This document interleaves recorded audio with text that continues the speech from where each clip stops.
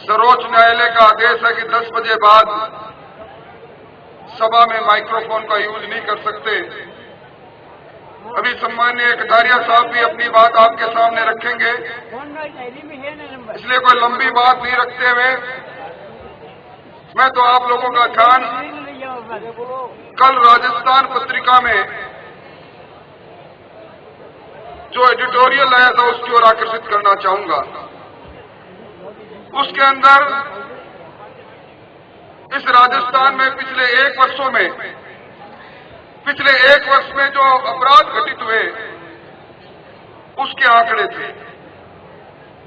उसमें लिखा था कि राजस्थान में 24 घंटों के अंदर 6 हत्याएं हो रही है, 4 बलात्कार हो रही है, 65 चोरियां हो रही है, 3 नक्सबंदी हो रही है। अब किस प्रकार का राजस्थान ये सरकार हमें दे रही है, वो समय आपको याद होगा जब राजस्थान में शासन करने वाली कांग्रेस पार्टी के आला नेताओं ने इसी प्रकार के मंच लगाकर ये कहा था कि हमें आप एक बार मौका दे दो, हम संवेदनशील, जवाबदेह और पारदर्शी शासन देंगे। आज हालात क्या है? अभी मुझसे पहले चतुर्वेदी साहब सही कह रहे थे, हिंदुस्तान की सरकार का आंकलन विकास की दृष्टि से जिन 20 राज्यों का किया गया, हम आज 16वें स्थान पर खड़े हैं। और अगर राजस्थान में इस बात की चर्चा की जाए कि राजस्थान सरकार पर कितना कर्जा है, सारा कर्जा मिलाकर अगर गणना करें तो 1,96,000 करोड़ का कर्जा, हमारा बच्चा भी पैदा होता है तो उसके सिर पर 19,000 रुपए का कर्जा। आज आप देख लें, इस बांसवाड़ा शहर को देख लें, एक वो समय था जब हर वर्ष के अंदर 2-3 बार वसुंधरा जी यहां आती थी और जब भी आई इस बांसवाड़ा शहर को कोई न कोई सौगात लेकर गई।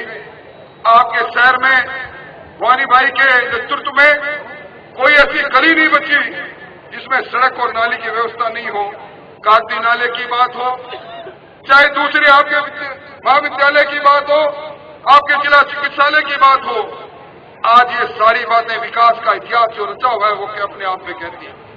भाइयों, मैं तो यही निवेदन करना चाहूंगा कि सरकार ने अगर कीर्तिमान स्थापित किया है तो दिल्ली की सरकार के पदचापों पर चलते हुए भ्रष्टाचार करने का किया। आज राजस्थान के मुख्यमंत्री पर, उनके परिवार पर भ्रष्टाचार के आरोप लगते हैं और जब राजस्थान की विधानसभा में हम सवाल खड़ा करते हैं, मुख्यमंत्री जी वो कारण बताओ।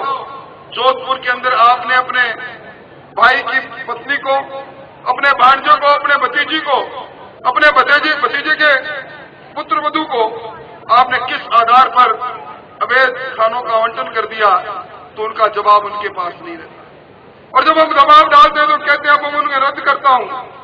आज राजस्थान के अंदर अदृश्य रूप से पीछे से मफतलाल मेहनोत शासन चला रहे हैं।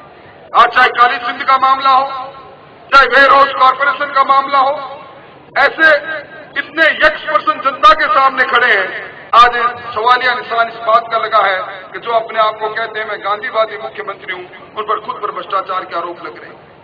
आज यहाँ की जब हालात को देखते हैं, यहाँ कितने समय से चल रहा है ये आप पावर प्रोजेक्ट स्थापित करेंगे, और कब से ये बात चल रही है कि अगर पावर प्रोजेक्ट हम स्थापित करेंगे बांसवाड़ा में तो हमारे लैंड एक्विजिशन एक्ट का जो नया प्रारूप लेकर आ रही है भारत सरकार, उसके अनुरूप उन्हें किसानों को मुआवजा मिलना चाहिए। ये मांग उठती जा रही है, हरियाणा की तर्ज पर मिलना चाहिए, ये बात उठती जा रही है, परंतु कोई मांग सुन नहीं रहा। इसलिए भाइयों, मैं तो यही कहने आया हूं कि ये सरकार हर मोर्चे पर विफल रही। इस सरकार ने राजस्थान के नौजवानों से वादा किया था हर साल 1 लाख नौजवानों को सरकारी नौकरी के साथ जोड़ेंगे, और जब हमने विधानसभा में पूछा, जब हमने कहा कि 5 वर्ष गुजर गए, कितने नौजवानों को आपने सरकारी नौकरी के साथ जोड़ा, उत्तर मिला 55,000 का। इसी सरकार ने वादा किया था हमें शासन सौंप दो, हम 100 दिन में महंगाई कम करेंगे, और महंगाई कम करने के लिए हम डीजल और पेट्रोल पर जो वैट लगा हुआ है उसको कम करेंगे। आज 4.5 वर्ष गुजर गए, आज प्रति माह पिछले 4 महीनों से 50 पैसे प्रति लीटर डीजल बढ़ रहा है, 16 महीने और बढ़ेगा, क्योंकि भारत सरकार ये कहती है कि पेट्रोलियम कंपनियों का जो घाटा है 10 रुपये 88 पैसे का, वो जब तक पूरा नहीं हो जाए जब तक डीजल के दाम बढ़ाने हम चालू रखेंगे। आज साथियों, इस राजस्थान में थाना और कचहरी नीलाम हो रही है। आज राजस्थान का सर शर्म से झुक रहा है जब राष्ट्रीय महिला आयोग अपनी रिपोर्ट में यह कहता है कि राजस्थान में महिलाओं पर अत्याचार सबसे ज्यादा हो रहा है।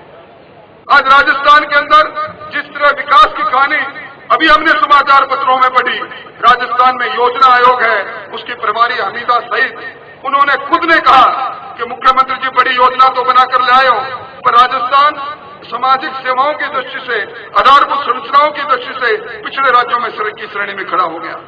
आज शिक्षा की दृष्टि से जो सरकार की खुद की रिपोर्ट है, भारत सरकार की रिपोर्ट है, जो असल की रिपोर्ट है, वो रिपोर्ट ये कहती है कि आज शिक्षा की दृष्टि से भी राजस्थान उन 4 राज्यों में खड़ा हो गया जो सबसे पिछड़े हुए हैं। हर क्षेत्र में राजस्थान को जिन्होंने पिछड़ापन का कलंक लगा दिया और जिन्होंने भ्रष्टाचार के कीर्तिमान स्थापित कर दिया, कानून व्यवस्था जर्जर हो गई, अब इस सरकार की विदाई का समय आ गया और इसीलिए सुराज का संकल्प लेकर वसुंधरा जी निकली है। आज 9वें दिन की यह उनकी अंतिम सभा होगी। मैं समझता हूं इतनी बड़ी संख्या में आप आए हो, निश्चित तौर पर यह सुराज आए राजस्थान में, इस कुराज का विदाई हो और कांग्रेस के ताबूत में आखिरी कील ठोके हम सब लोग मिलकर वसुंधरा जी के नेतृत्व में फिर राजस्थान में एक ऐसा शासन बनाए जो राजस्थान के माथे पर पिछड़ेपन के कलंक को उठाकर राजस्थान को विकसित राज्यों की श्रेणी में खड़ा हो जाए। इन्हीं शब्दों के साथ इतनी बड़ी संख्या में आप आए, आपका आभार व्यक्त करते हुए अपनी बात को समाप्त करता हूं। धन्यवाद।